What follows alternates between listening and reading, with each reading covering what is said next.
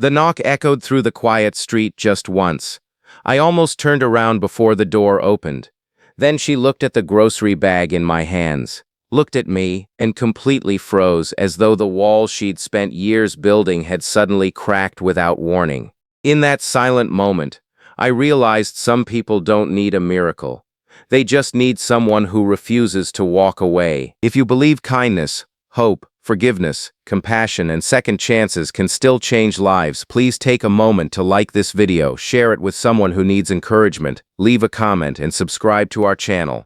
Your support helps these heartfelt stories reach people who may need them the most. My name is Caleb Turner, and this happened in a quiet neighborhood outside Columbus, Ohio, where everyone smiled politely from their driveways but rarely stepped beyond small talk. Across the street lived a woman named Grace Sullivan. She had moved into the neighborhood nearly 3 years earlier after losing her husband Michael to a sudden illness. At first, neighbors brought casseroles and flowers, but as months turned into years, visits became waves from across the road, and eventually even those disappeared. Grace never complained. She mowed her own lawn, carried heavy boxes herself, and politely declined every offer of help. Everyone assumed she wanted to be left alone. I believed something different. I believed she simply didn't know how to let anyone back into her life. I noticed the little things others overlooked. The porch light that burned all night because no one had replaced the broken timer. The mailbox that stayed unopened for days. The flower beds that had once been colorful but slowly surrendered to weeds. Every Saturday morning she drove to work at the local library wearing the same determined expression, returning late with tired shoulders but never asking for anything. She carried loneliness with remarkable dignity, and perhaps that made it harder for anyone to see how heavy it truly was. One afternoon, a storm swept through central Ohio, knocking down branches across the neighborhood. The next morning, I saw Grace struggling to drag a massive limb from her driveway before leaving for work. I started walking over, but before I reached her yard, she had already wrestled it aside, climbed into her aging sedan, and drove away. That image stayed with me all day. Pride can be admirable, but sometimes it becomes another kind of burden. The following weekend, I stopped by a grocery store after church. While loading my cart, I found myself buying extra bread, fresh fruit, soup, coffee, eggs, and a bouquet of simple white daisies. There was no grand plan. I only knew I couldn't keep pretending everything was fine because she pretended it was.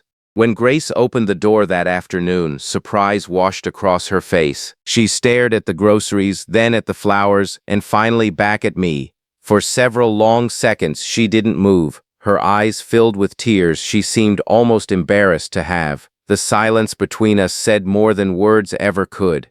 She slowly stepped aside, allowing me into a home that felt strangely frozen in time. Photographs of happier days covered the mantel. Michael smiled from nearly every frame. Dust rested quietly on shelves that had once held family celebrations. The house wasn't neglected. It was simply waiting for laughter that had never returned. As I unpacked the groceries onto her kitchen counter, I noticed there was barely any food in the refrigerator. She finally admitted her work hours had recently been reduced because of budget cuts at the library. Rising prices forced her to choose between groceries and repairing the leaking roof over her bedroom. Rather than ask for help, she simply ate less and hoped no one would notice. She wasn't ashamed of being poor. She was afraid of becoming someone others pitied. That conversation changed everything, not because I solved her problems overnight, but because the truth had finally entered the room.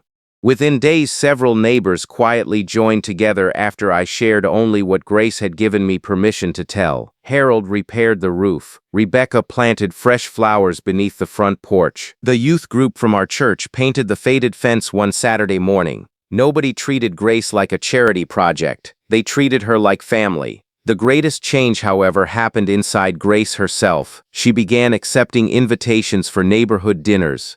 She laughed again during community picnics. She volunteered to organize children's reading nights at the library, where attendance doubled because of her warmth and creativity. The woman who had hidden behind closed doors slowly became the heartbeat of our little neighborhood. Several months later, just before Thanksgiving, Grace handed me a handwritten note. She wrote that she had spent years believing strength meant carrying every burden alone. One unexpected knock had taught her that true strength sometimes meant opening the door. She thanked me not for the groceries, the repairs, or the flowers, but for seeing the pain she worked so hard to hide. If this story has touched your heart so far, please take a moment to like this video, subscribe to the channel, and share it with someone who might need a reminder that even the smallest act of kindness can change a life. Before this story ends, I'd love to hear from you. Please leave a comment and tell us, have you ever received an unexpected act of kindness that changed your life, or have you been the one who knocked on someone else's door when they needed it most? Today, Grace's porch is filled with blooming flowers again.